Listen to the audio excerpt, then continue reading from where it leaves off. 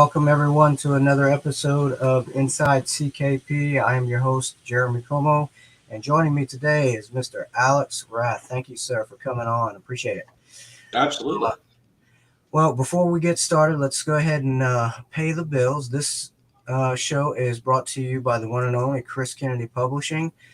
For all your book needs, you've got science fiction, military science fiction, fantasy, horror, post-apocalyptic, you name it. They even have a little bit of romance in there, just a little sprinkle. So go there for all your book needs. Also, if you want to support Chris Kennedy Publishing and this show, go to their Patreon. They have great offerings there, book reads, sneak peeks, all that stuff. And also, while you're on their website, join the newsletter. And that goes for any author's website. Join their newsletter. You get all the latest info. You get to know what's coming up before it comes out, all that great stuff. And of course, you can find Chris Kennedy Publishing on Amazon. You can find all their books there, as well as the Chris Kennedy Publishing.com website. So, Alex, where can people find you? Well, first to be my website, alexrathauthor.com. Got some great folks in the background to keep that updated for me. The link there for Amazon goes right to my page, which will display all the stuff I've written and participated in. Of course, Facebook, Alex Rath Author. I try to be active there. Twitter, Author Rath. I'll be honest, I don't use it that much. It's one of those things I've got to get into.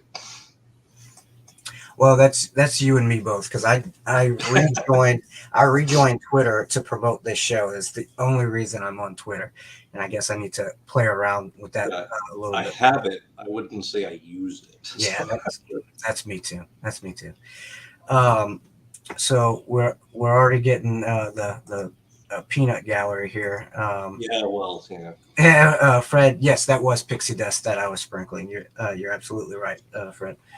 All those romance, yes, romance sprinkles. Okay. Told me honey dust was better. I don't know. The what dust? Honey dust. Oh yeah, honey dust. Couldn't speak to a person. Yeah. So now let's talk about why we're here. We're talking about books and all the wonderful offerings of CKP. Now you've been writing with CKP for a little while now. How long have you been with CKP? Believe it or not, I actually just first published in April of 2019. 19. Oh wow. Well, you're pretty prolific then. I had one really good year where I pushed out 4 books. Yeah, that's pretty good.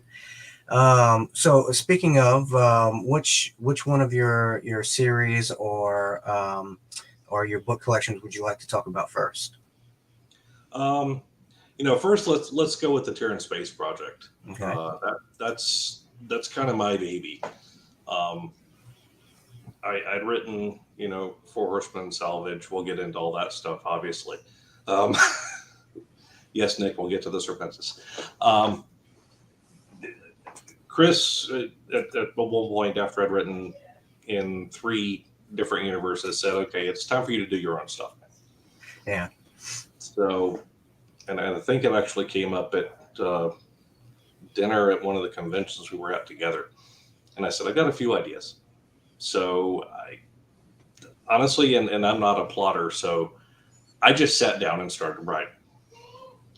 And the first book came out, Seeds of Terra, which I was really happy with.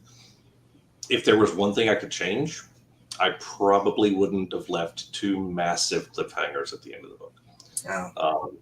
I did that, and I thought it was fun, but I also thought I'd be able to write the follow-on book really fast.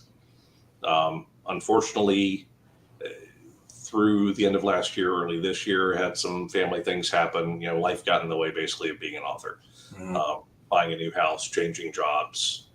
Funny thing was I got released from my previous job the week before we closed on a new house. Oh, wow. So that was slightly stressful, which is not conducive to writing for me. Mm. So the second book took, I think, 18 months to come out, Oh, wow. which is why I rapid fired the third book, which is already with Chris, waiting for editing and cover and a release date. So folks that read the first two and are like, damn it, you did it again at the end of the second book, you son of a... The third book is coming. Yeah. It's already finished, and the third book wraps everything up. Okay. So if you were going to do your elevator pitch, how would you describe the first two books? So Terran Space Project is an organization on Earth that is beholden to no government. It's privately funded with the goal of basically getting people off of Earth because Earth is dying. Industry has gone nuts. You know, the ecosystems are collapsing, crops are failing, you know, the basic overpopulation, just bad stuff happening all over the place. So we got to find new planets to live on, new places. They've already colonized the moon. They've already colonized Mars. I don't really touch on those. It's just one of those things that happens in passing. We've already done that. We've already done that. It's time to go somewhere else. So they've got a probe, and they send it to Alpha Centauri. Now, if they arrived in Alpha Centauri, it wouldn't be much of a book. Mm. And things go from there. And I let my fantasy vibe kick in, too. I mean, I started playing Dungeons & Dragons in 1979. So, I mean, and obviously from the first book cover, there are griffins. And that's just one of the things I threw in. So basically, it's, you know, you've got people on Earth, you got people on another planet. See what happens. So, so what gave you the, the idea, or why did you want to write this book? What made you write it? I was throwing around in my head different ideas. And I'd been reading a lot of space travel exploration type books and, you know, watching movies, that kind of thing.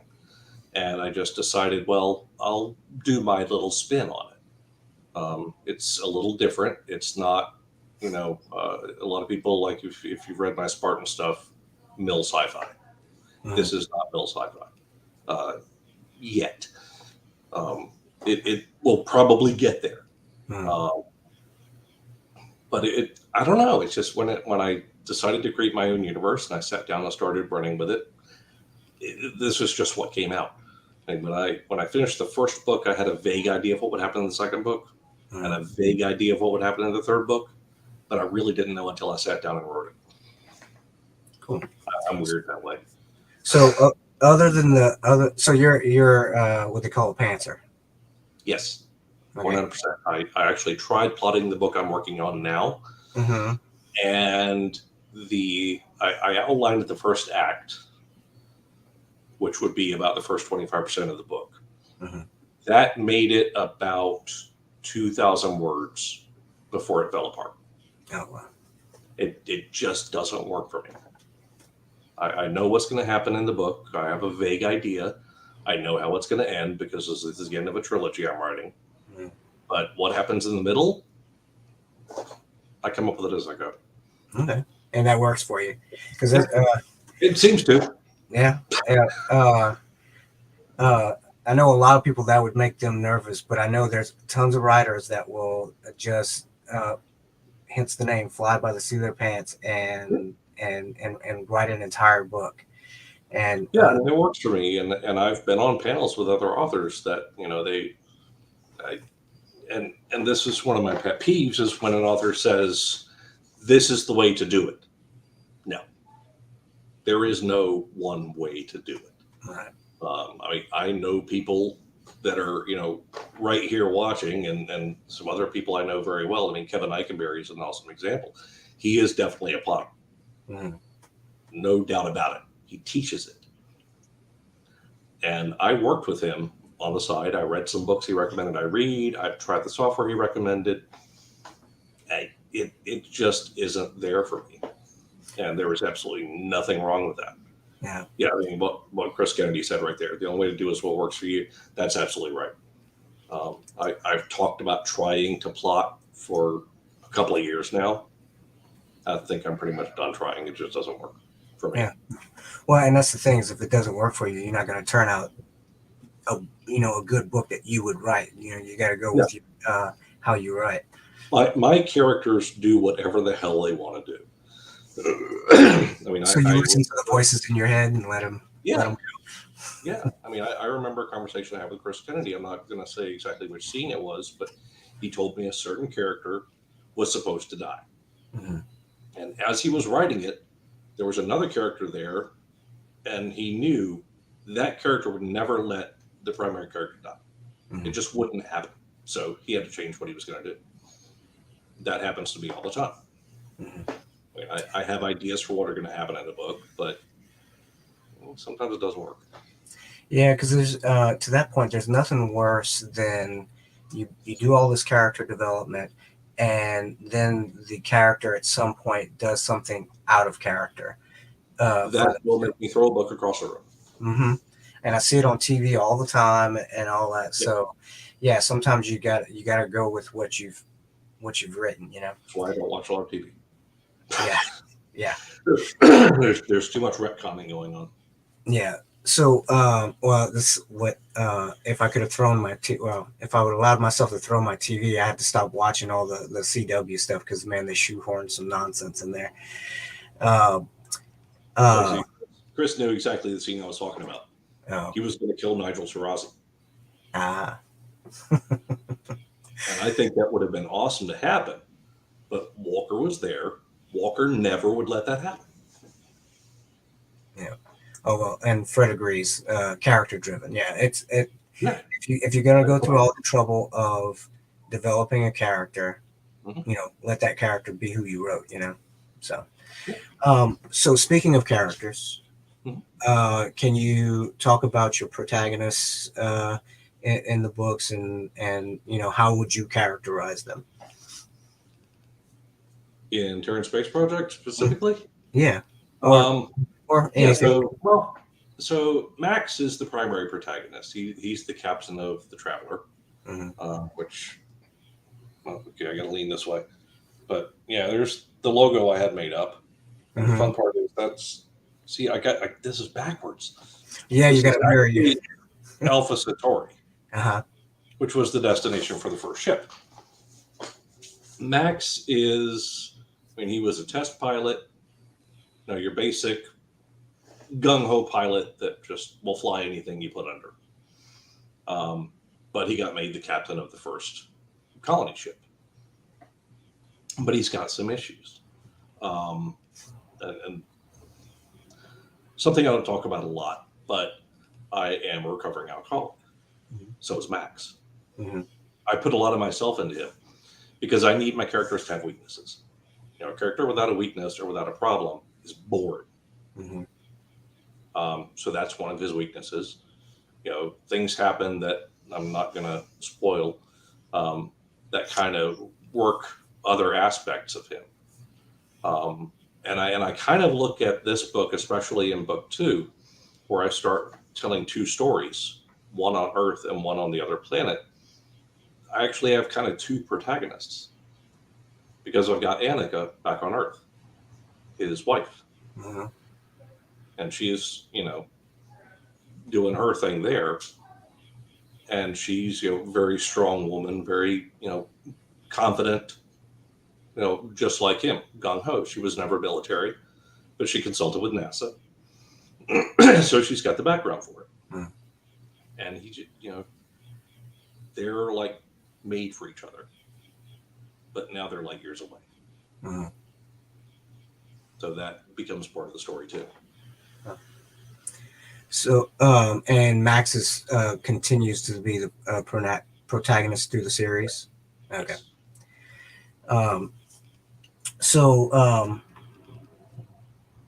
If what can readers expect from the stories? Like if you're going to do your commercial for people to go read the book, how are you going to hook them? What are you telling them? It's space exploration Mhm. with some, familiar things like, I don't know, a griffin showing up on a planet. Um, there's not going to be four-armed aliens in this universe. Mhm. It's going to be very kind of streamlined and easy for people to pick up. It's not hard science. Mhm. I am not. I don't think I'm capable of writing hard sci-fi. It's fun. They're fast reads. It's just a good time. Oh, awesome. So speaking of that, you already said you have your third novel handed in, Yes. and you said you were waiting for a release date. Yes. Okay. Okay. So we don't know exactly when it's coming out. So people, if you're No, not yet. no, so if you're watching this, keep your eyes out. And if you're in the future, it might already be out. Watching this, so keep your eyes out. It should be a pretty fun read. So let's move on to some of your other work. Let's talk about the Coalition. Yes, my Serpentis. Um, this one was really some of the more fun stuff I write. I don't know if I'd call them fun reads because I don't write. um, I'm not like Kevin Steverson and Nick and some of the other folks. Looks like I have a release date now. Oh, the good thing about a live show. There you go. That's awesome. Thanks, Chris. Danger noodles. Yes, that's what this thing. What are danger noodles? Well, the Serpentis are giant sentient snakes. Mhm. Kevin Steverson, we had a chat after I read the first couple of books. This was at the first Fantasy. Oh, Active Aggression. Yep. Okay, that's the third Terran Space Project book. Awesome. Thanks, boss. We had a conversation, and I told him, look, if you ever do an anthology, let me know. I'd like to throw a story in. So, of course, we did the first anthology, and he said, okay, give me a story. So I said, okay. I tried to think of what to do with it because he had his thing going really well, really fun reads. I love the way he started the universe. I love how it keeps going. So I decided to do something I'd never seen done before: giant snakes. Okay. Why not? Snakes in space. Mm-hmm. Oh, hence Nick Stevenson's comment. Yeah. Got it. So I wrote the short story. I handed it in. I think I handed it in around noon on a Saturday. By 2 p.m., I had a request for a book. Awesome. And then I wrote Scales of Justice. Then I did I think next was the second story for another anthology. And I think it was when we were at Chris Kennedy's house for a little author get together one year, which what is now Factory Con. Mm-hmm. And Steverson said, "You realize I want a trilogy, right?" Really? Sir, yes, sir. When someone says they want a trilogy, you write a damn trilogy. Yeah. Yeah, Melissa's got it right. And honestly, that was one I thought was going to be a one-off. I thought I was going to write the short story. That was going to be it. I never knew Snakes in Space would be popular. There have been some that have read it and didn't get it, didn't like it. That's cool. It's not for everybody. Mm-hmm. Some of the criticism has been, well, how do they control it when they don't have arms? I explained that. It's there. I thought I did it in the first book. Apparently, I didn't do a good enough job, so I did it in really finite detail in the second book. Mm-hmm. How do snakes control ships? It's explained. How do they get ships? There are humans on the world too. The humans built them. That's not giving anything major away. All right. But it's fun to write. I'm actually working on book 3 now. Oh, cool. Tentatively titled A Tale of Revenge, which of course will be spelled Tail, Mm-hmm. because that's what I have to do. Yeah. I've started a pattern. I have to stick with it. And that's going, yeah, work's been crazy lately. I do work a day job. I write when I get a chance. Um, so it's a little slow, but it is coming along. I'm hoping to finish writing it. It's about to be what, September, October, hopefully by the end of October. Okay. So we can probably have a release early next year. So now you said you had a lot of fun writing this book. What about it did you enjoy the most? Doing something different. Mm-hmm. I mean, have you ever read or seen Snakes in Space? No. You've seen reptiles that may have snake-like features. Mm-hmm. They're typically humanoid. Mm-hmm. Or, they walk on two legs or maybe four, something like that. It was something absolutely different. Mm-hmm. And I think the best compliment I've ever gotten about those books is that the Serpentis weren't humans in snake suits. They're actually aliens. Yeah. I mean, someone breaks a severe law, they don't kill them, they eat them. And here's something I tell people when I talk about this series: I hate snakes. If I see a snake, there is a very good chance I will scream like a little girl and run away. You and me both. I stand them. I like having garter snakes around the yard, things like that. It's good because it keeps the pests away, but I just don't want to see them. Mm-hmm. Do your job over there. yeah, away from me will be perfectly fine. Yeah. But yeah, it's fun to write something different like that. And I've been able to tell a really cool story about, the Serpentis and the humans living on the same planet. And they discover another world nearby where there are humans. And of course, these humans are a little more in touch with their Earth origins. So they see giant snakes and are like, oh, hell no. Mm-hmm. And the other thing I do through it is I relate. I have what I actually did is I used the Latin base names for all the snake species. Oh, If anyone knows anything about them, those are actually the Latin base names that I used. And to explain to the reader, I tell them what the Galavians call them, which is, the Elapidae are cobras. Mm-hmm. The boas are, boas, but they could also be pythons or anacondas because they're all in the same family.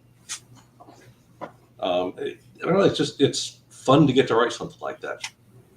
Writing humans with humans is fun. Writing other aliens is fun. I've done that too.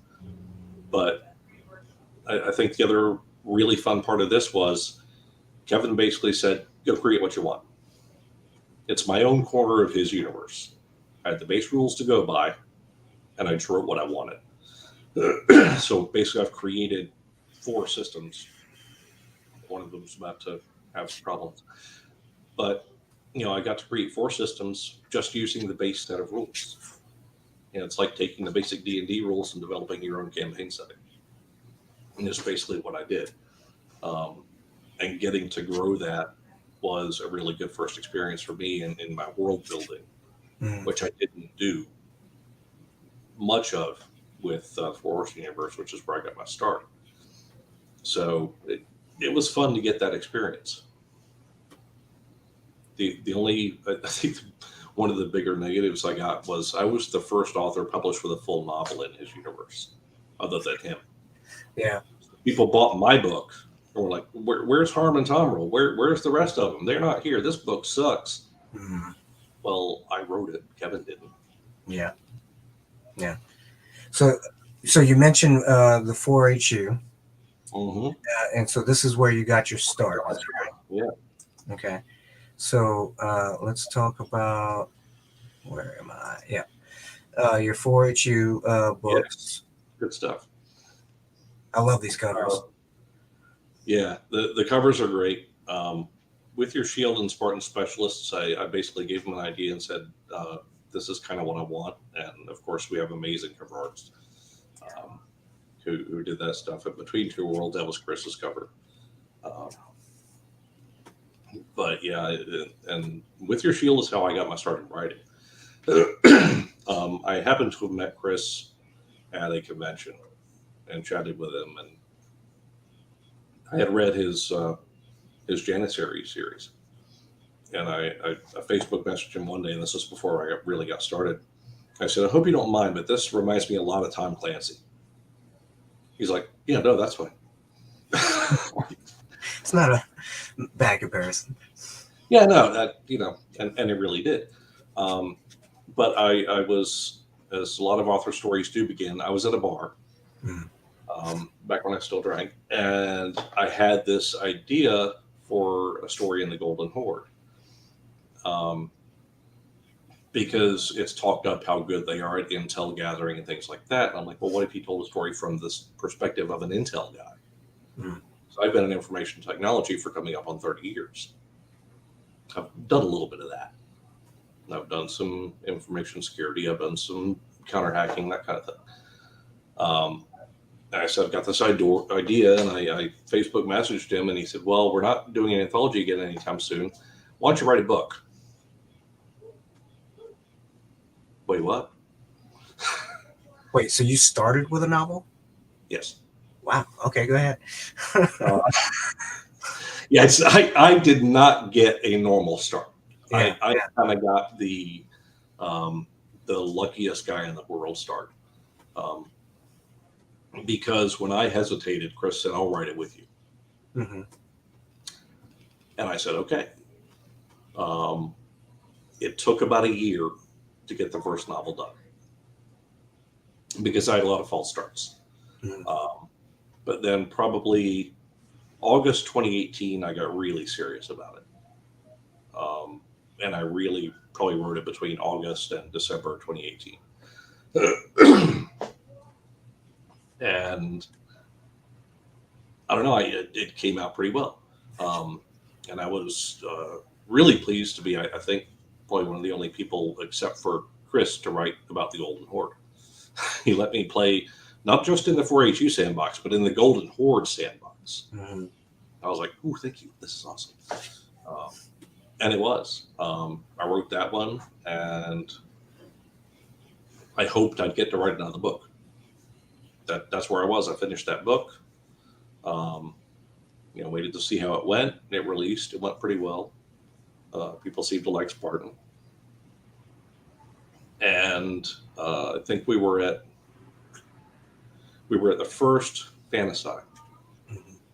And Chris looks at me and says, where's the next one? So wait, you want another one? Really? Like, okay. And that was actually, I think, before With Your Shield released. So I wrote Spartan Specialists. That was a lot of fun to write. It wasn't a mainline story, but I wrote it kind of in conjunction with the main line, and there's little pieces within it about what's going on in the main line. But it was...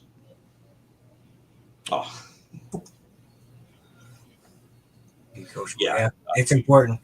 Oh, it is. And wow.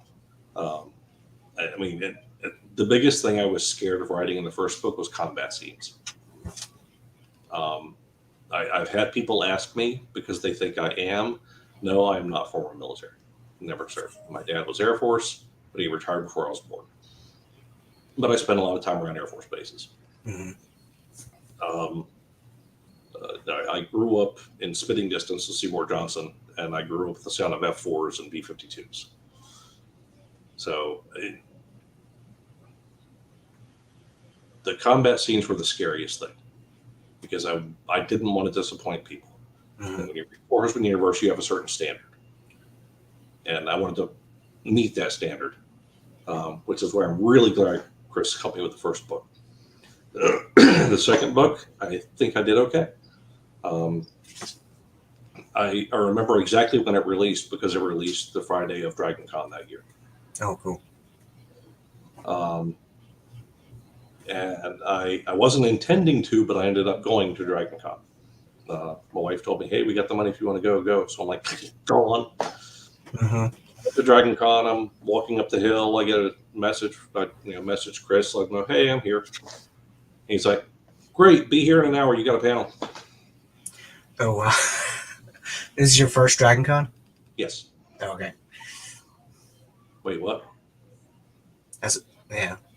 That was the day Spartan Specialist released. So I attend a panel before his, and then we go and we have a Four Horsemen panel. And they put me right in the center. They said, well, you're the one with the book release. You sit in the center. I think that was actually the first panel anywhere I sat on. Mm-hmm. My first panel as an author was at Dragon Con. And you didn't know about it ahead of time? No. Yeah. What can I say? It's been wild. Yeah. And that was just the first year. I mean, it was amazing. And working with Chris has been absolutely amazing. Well, now you've also written in the Fallen World. Yeah.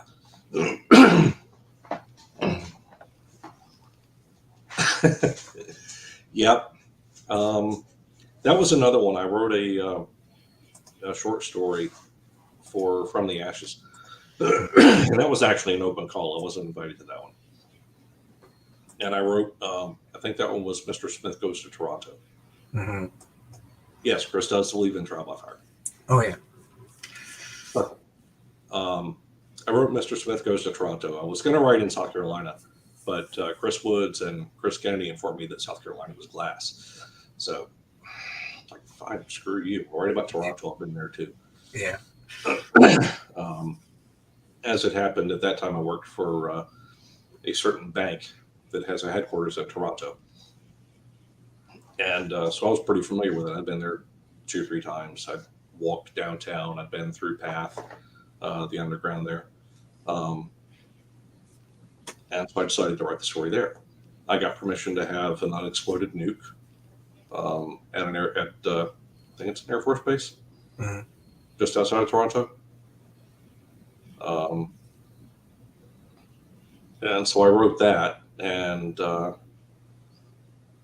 I think we were at Congregate, where I sat on my second panel, subbing for Eric Flint, who was not there. And I wasn't there as a guest; I was just there attending. Mm-hmm. But Chris convinced them to let me sit on the panel. Chris looked at me and said, "So where's the novel?" Like, wait, you want a novel? Okay. So yes, I know. So yeah, I wrote "Call Me Mr. Smith," which was very much a take on "Don't Call Me Ishmael." Mm-hmm. So I said, "Well, I'm going to do Call Me Mr. Smith." You know, I think someone else. God, what was it? I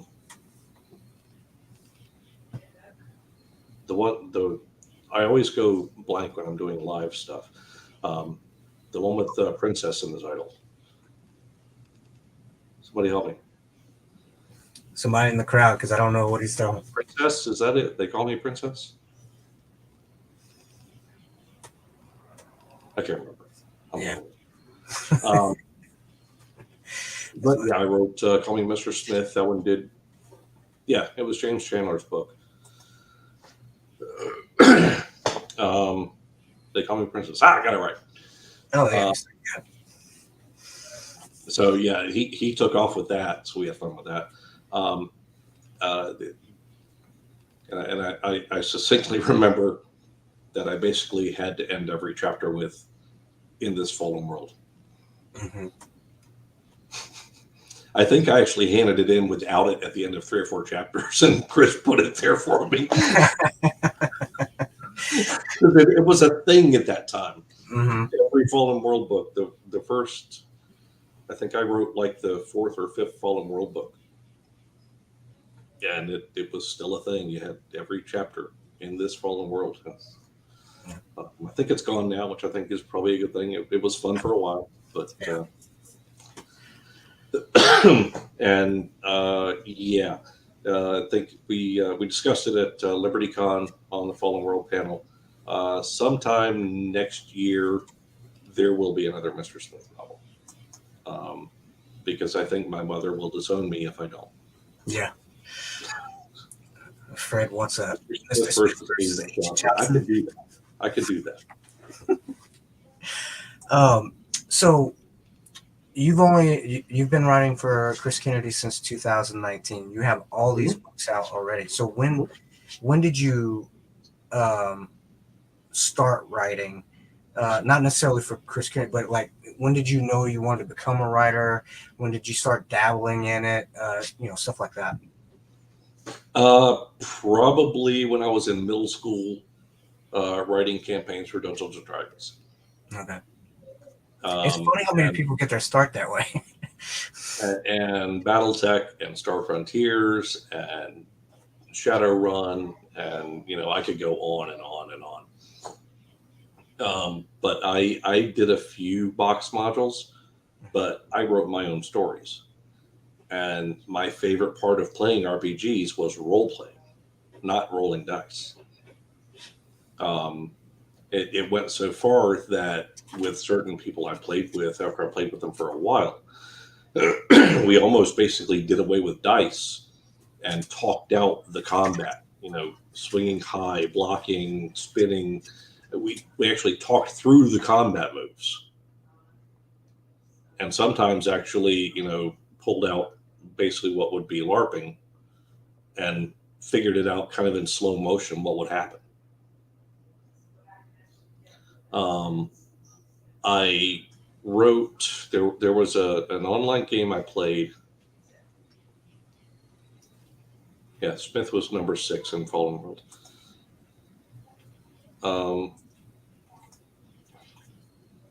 Let's see. Oh, yeah. I played this online game called Gemstone 3. It was a text-based MUD on a service called Genie in 1991. For the young folks today who complain about $19 a month, Gemstones 3 was $6.95 an hour. Wow. That was during the day. Mm-hmm. If you played at night, it was $12.95 an hour. It ran on an Ares 4 mainframe with a limit of 50 people logged in at a time. And it was roleplay enforced. Anyone got caught talking about stats or gear or anything like that in the open, you'd get one warning from a DM, and then you'd get kicked off the server. And back then, there was a newsletter. So I wrote some stories for the newsletter. If you wrote stories for the newsletter, you got credit. So basically, a story equaled, I think it was 2 hours of gameplay, which is saving up to $25. And we're talking 1991, $25.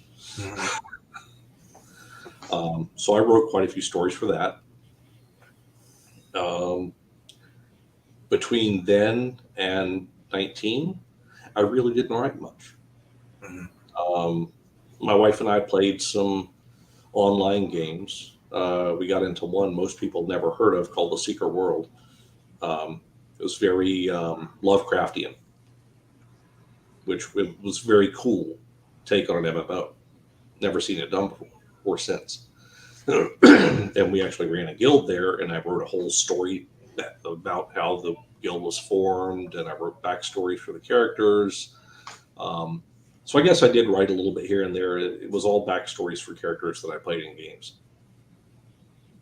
And I really didn't seriously think about publishing until I had that brainstorm of an idea for Spartan. That's crazy. Messaged Chris about it, and here I am. So the first time you tried to get published, you got Yeah. published and had a novel, not a short story, a novel. That's crazy. Because I upset a lot of people because there was one particular panel I was on at Con Carolinas this year, and people were talking about what to do with, I think they call them trunk stories that they've written and they're just sitting around. And they got to me and they asked me, well, what do you do with yours? I'm like, I've never written anything that hasn't been published. And every person on the panel just looked at me, gave me the side eye. I'm incredibly fortunate. There's no two ways about it. I'm incredibly fortunate to work with Chris. Um, and even since I've joined him, I've seen him launch, more than a few new authors. Um, and having gotten into it the way I did, I consider myself so lucky. That's awesome. So earlier you talked about enjoying writing the coalition books, things like what is one of your favorite things about writing in general? So why do you do it? What makes you do it? um, I don't know. I think I'm finally getting to tell a lot of stories that came through my head over the years. Mm-hmm. Um, I've got a fantasy novel sitting at about 50,000 words that's based on uh, an old D&D character of mine. Um, some of the stuff I wrote for Four Horsemen Universe comes from other games I played. Mm-hmm. It's I don't know. Just it's hard for me to explain. Some people are so good at explaining why they're right, and I have a really hard time with it. It's just I don't know. It gets the stories out of my head. Um, it's I think the most rewarding thing for me is just if I'm at a convention and even one person comes up and says they enjoyed one of the things I wrote, that makes the next 3 books worth it. Mm-hmm. When out of almost I'm not sure where we are now, somewhere near 80 books in the Four Horsemen Universe. Mm-hmm. When someone says to me, Spartan's my favorite character. Yeah. Out of all the amazing characters, you pick Spartan. Mm-hmm. Thank you. I think a few of them are IT guys just because I talked to IT about IT a little bit. Mm-hmm. Stuff like that. I mean, the folks, the people that are here. I mean, I remember chatting with Melissa at Liberty, and just her telling me that she enjoyed the Serpentis stories. Mm-hmm. That's huge for me. For the fans to love it is absolutely amazing. For Mm-hmm. other authors to love it as well, that's icing on the cake. Yeah, that's a big deal to be enjoyed by your peers. Is pretty awesome. Yeah. Oh, it absolutely is. I used to, for the first 2 or 3 books, I asked Chris, was that book okay? Did you like it? And he just said, I published it, didn't I? Yeah. So I quit asking. Yeah. Yeah. Yeah, getting that out into people's hands. Um, the money's nice, Mm-hmm. but people can make more money. The fact that people are willing to spend their time, which is something you cannot get back, to Mm-hmm. read the words I wrote down and the crazy, insane thoughts that come out of my head, that just keeps me going. That's awesome. So you talk about your you have a full-time job. You have a full grown-up job. Yeah, grown man job. Yeah. Grown man job. And you've only been writing professionally since 2019, and you have a lot of books out for that short period of time. How do you get it all done? Well, I invented a time travel. No. It comes in rapid succession sometimes. Mm-hmm. In one year, I published 4 books. Actually, there was a point, I think it was a late January, I had 2 books come out in a row. I think it was one of the Serpentis books, and then Between Two Worlds came out back to back. I know Ike has done the same thing. A couple people have. Mm-hmm. But having a co-written book and then a solo book come out one after the other was fun. It was really. It's sometimes I wake up at 4 a.m. and I write for 2 hours before I go to work. With my old job, I worked from home, Hmm. So it was easy to, be done at 5 o'clock and have, hour, hour and a half to write before my wife and daughter got home. Um, these days, the new job, I have to drive to the office, so I lose about an hour and a half every day Hmm. driving that normally would have been writing. So things are a little slower, but still, some mornings I wake up at 4 or 5 o'clock and I write. Um, Weekends, that's when a lot of it gets done. To Yeah. be honest, when I can, um, I like to lay down and just for fans watching. I know everybody, most people chatting know this. Um, uh, the An average book for me is anywhere between 70 and 90,000 words. Mhm. Minimum for a novel about 70,000. So that's what I talk about word count. Some weekends I'll get upwards of 10,000 words. So it's weekends, it's nights, it's staying up late, it's getting up early. Um, because of what I do for a living, I cannot write at work. Right. I'm not allowed to take a personal device other than my phone. I'm not allowed to write stuff and email home to myself because even email is highly restricted. So I can't do any of that. Yeah. It all has to be when I'm here at home, hands on keys. So, do you ever? Because I hear some authors use the dictation software and stuff like that. Do you ever mess around with that? I wish I could, Hmm. but the way I write, Not so I mean, much. if I had a plot and I knew what was going to happen before I typed it, Yeah. it would probably work. Um, I'm probably going to have to because I am getting slightly older. I do have arthritis on my hands. Um, so I'm probably going to have to explore it eventually. Mhm. I was actually chatting um, a little bit with David Weber about it because he does use it. Um, so it's probably something I'll look into, and it might actually speed me up in some ways because I can probably dictate when I'm driving. Well, maybe not in rush hour around here. Um, I've seen some of your posts about driving. I agree with the sentiment.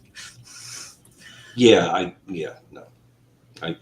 It happened today on the way home. Rush hour on the highway, 60 miles an hour is the speed limit. Honestly, the flow of traffic is about 80 Hmm. usually. And that's with highway patrol right with us doing the same speed. They don't care as long as you're not weaving in and out of traffic. Hmm. And, some bozo on their phone in the left lane doing 55. No. I'm Yeah. going to write about that person too. Oh yeah, yeah, yeah. You ever?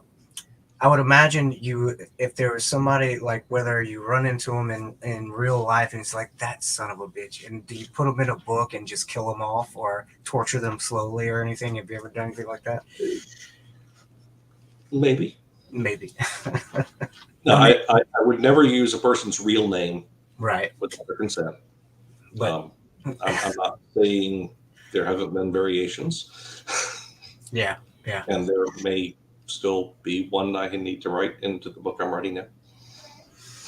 Now, I haven't asked this a minute. So, do you ever like get random ideas?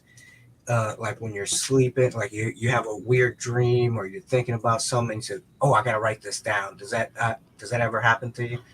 Yes, absolutely. Um, Talking about, well, I'm writing the third book in the Serpentis trilogy now. Um, One of the things I have upcoming that I'm really excited about is I'm going to be writing more Spartan. Mhm. And I've been having all kinds of ideas about what's going to be in that book, which is really disturbing and interrupting when I'm trying to write about snakes. Right. But yeah, I've woken up a few times and had that and had to grab my phone and basically write myself an email. Hmm. Oh yeah. So, it can be your own stuff, but what are you currently, like one of your favorite books that are out right now that you would recommend to somebody, or that you're reading or have read recently? Honestly, there are two series I recommend really highly right now. Um, Uplink Squadron, the latest book just came out. Okay. Um, I love that series. Absolutely love it. It's honestly, it's the kind of stuff I wish I could write, but I don't have the knowledge of aircraft to write it. The other series I highly recommend is the Abner Fortis series. Okay. Love those books. Read them back to back to back. Absolutely love them. That's awesome. So I know that now we're going to kind of get off the topic a little bit, and so Okay. we're talking about books the whole time. What are things that you're into outside of? Oh wait. What are things that you are into outside of writing? What do you? There's something outside of writing. Depends on who you ask. No, so so here's my life. Full-time job, anywhere from 40 to 60 hours a week. I've been married for coming up on 31 years. Congratulations. Thank you. We have a daughter who is 9 years old and is a competitive gymnast. Oh yeah. Yeah. So I don't have a lot of time. Yeah, you for try. other things. What I do, if I'm just chilling out in here while I'm taking a break from writing or whatever, Mhm. I'll jump over to YouTube and watch some music videos or something. Lately, I've been watching the latest stuff from Ice Nine Kills, which I know I'm 52 and I listen to Nine Kills. Yes, okay. Most people probably don't know who they are. Well, now I have to look them up. So. It's good metal, Mhm. kind of. But their latest album, Welcome to Horrorwood, every song is based on a horror movie. Oh, cool. So one's based on American Psycho, one's based on Child's Play, Psycho itself, Pet Cemetery, and the videos are in a certain order. They're Mhm. telling a story. Ah. Damn it, I can't get away from stories. But they're actually telling a story. Because the intro to the album is basically that, the lead singer has been accused of killing his fiance.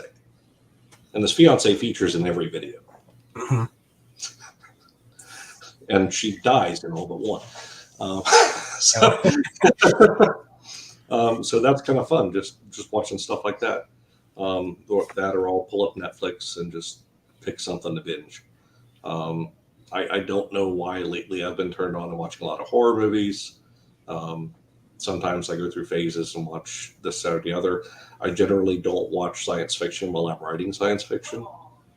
You don't want to be contaminated. Basically, yeah. Yeah. But recently I watched a very strange series on Netflix that was actually fairly entertaining. I didn't expect to like it, but I did. I just give different things a try. Like right before this, I was rewatching Skinwalker Ranch on Discovery Plus. Mm-hmm. Yeah. So it's just fun. Well, now you mentioned horror. Do you think you'll ever dabble into writing horror? I've had some ideas. Mm-hmm. Right, Snakes Wonder Why horror movie. Okay, fine. Oh, yeah. Good point. Yes, I watched a few of the corny snake movies too. Need to go back in the 70s for those. I forget what we're talking about. Horror. Writing horror. Are you gonna? Writing horror. Yeah. So on my plate right now, I've got 6 or 8 books Mm-hmm. to write. I think I could write. Well, I don't know. I could probably write some like serial killer thriller kind of stuff. Oh, that'd be Uh, cool. I mean, I've already dabbled in assassins, Mm-hmm. uh, and there is a chance I'll be writing another kind of assassin in another universe. I'm still got to talk about that, but that might happen. Um, it's possible. Mm-hmm. Um, I'll see someone knows who they are. That's cool. Um, it's possible, yeah. There are some ideas floating around in my head. Um, I what Chris said. Yeah. Oh, Uh, wrong one. Okay. Pit World. Yeah, that might happen. Oh, cool. That might happen. It'll be late next year if it does. But yeah, that could happen. Um, yeah, So, if oh I yeah, had time, yeah. could, yeah. Well, so what's coming up next for you that you're excited about? Project storylines, things that you'd like to promote. Um, I'm really excited about getting back to Spartan. Yeah. It's been a couple of years since I wrote Spartan. The last thing I did with him was Between Two Worlds with Chris. Um, Chris borrowed Spartan for a book, and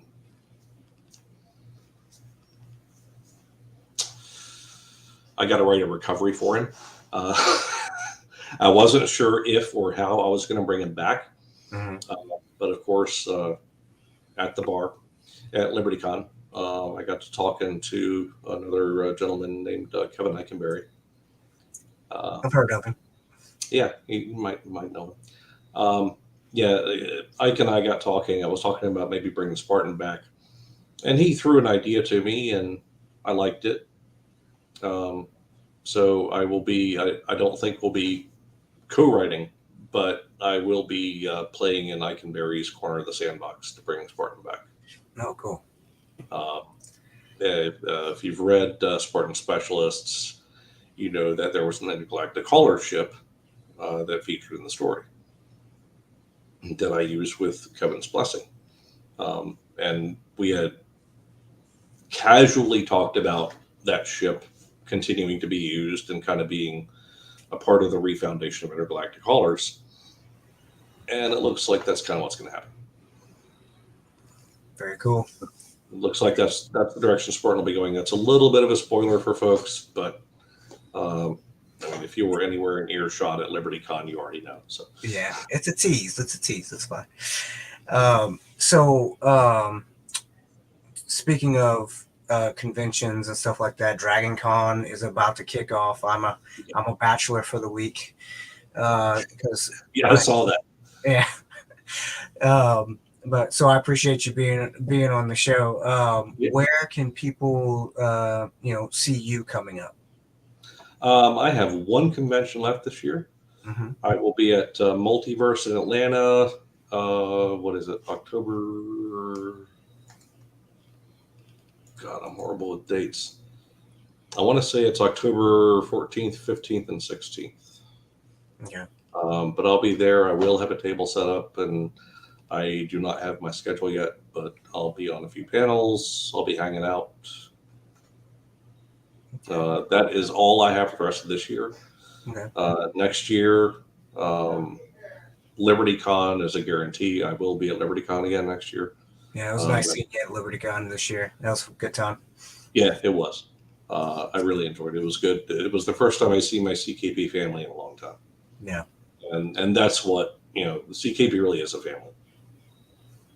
Well, we say it just about every episode. It's different than your big publishers and everything like that. People love one another. They want. There's so many collaborations and all that stuff, and so it's great. It's great. Yeah, So the you're not. mutual support among authors at CKP is astounding. Mm. I mean, look at this. I mean, the audience here is mostly CKP people, and I appreciate them. They help spice the show up, which is nice. And so you're not going to FactoryCon? Unfortunately, not. Oh. The job I left, I had 38 days of PTO a year. At this job, I have 21. That sucks. And I had to travel for 2 funerals this year so far, so that soaked up a good bit of time. Yeah. So maybe next year. COVID and Yeah. Next year, it will depend. I have a Superstars writing seminar I'm going to. And of course, that's for me. Yeah. I'll be the student there. Then I have LibertyCon. Both of those are many day events. I've applied, I think, to 2 conventions for next year. I don't know if I'll apply to any more. Usually I do 4 conventions a year. But with the new job, it's really tough. Plus, I have to save time for my daughter's gymnastics competitions. Oh, yeah. Because they involve traveling around the state and sometimes out of state. So FactoryCon, I am going to do my absolute best to be there next year. Awesome. Well, we'll be glad to see you there. And for your now, you have a newsletter, is that right? I do. Yeah, go to my website, alexrathauthor.com, sign up there. Keep track. So get all your updates there and where you can see Alex. Now, before we go, I want to promote our affiliate YouTube channels, the Dudes in Hyperspace, which you can catch, I want to say, every other week or so. You catch them on YouTube, Spotify, Apple, anywhere you can catch podcasts. Casey Zell has her YouTube channel where she does the writer life, she does interviews, she does a little bit of everything there. Go check her out. And Marisa Wolf will be having a YouTube channel here soon, but it's still in the fledgling stage, still not much on there. Hopefully we'll be getting some more stuff on there pretty soon. And before we leave, with some announcements for the show for the channel. Next week, let's see. Next week we will have the final Hit World Valkyries interview with Charity Ayers. Hopefully I'm saying her last name right. This will be the final interview before the book launch on September 16th, where we will do a live book launch for the anthology on this channel with a panel interview. So don't miss that. Also, and that will be released next Wednesday. Also on Wednesday, we will have another panel interview with the Eldros Legacy crew. So all the fans for Eldros, please tune in for that. We'll start advertising for that here pretty soon, but that will be next Wednesday, 8 o'clock, same time, same channel. And next Friday, we'll have a live book launch for Mike Wyatt Jr. And this will be the 3rd time he's on the show. And so next week is going to be a very busy week for the Chris Kennedy Publishing YouTube channel. Don't miss a minute of it. And before we go, is there anything else you'd like to plug or tell people about before we head out? The big thing I'd like to just ask and encourage folks, check out the new universe I've written, Terran Space Project. Folks, the response to Spartan's been good. The response to Smith has been good. My stuff in Salvage Universe has been great. Getting a new universe kicked off is tough. With the other universes, I had the benefit of, better authors than me starting things off and getting people interested. So trying to get people into a brand new universe that I'm starting, it's a little tougher. But yeah, people could just check it out. I'd really appreciate it. Very cool. And one other thing that I forgot, we've got the Future Books podcast that is going to be on the CKP YouTube channel as well. That's a recent comeback. It's being produced by Shark Flight Media, and you can find it on the CKP YouTube channel as well as anywhere that you find podcasts. And they talk about everything that's coming out for CKP. I believe Marisa Wolf is going to be on the next episode. So go check that out. And I believe that comes out once a month. So, and with that, Alex, I really appreciate you coming on the show. You're welcome anytime. Maybe when your next book comes out, you wanna come on. I'll be glad to have you. We will definitely do that. Awesome, awesome. No, but this was great. I appreciate you're a good storyteller, and I really like talking to you at LibertyCon. This was a great conversation, and thanks to the audience for participating. Y'all really do add something to the show, and it's why we do it live. So I really appreciate you guys as well. And with that, thank you all, and we'll see you next week.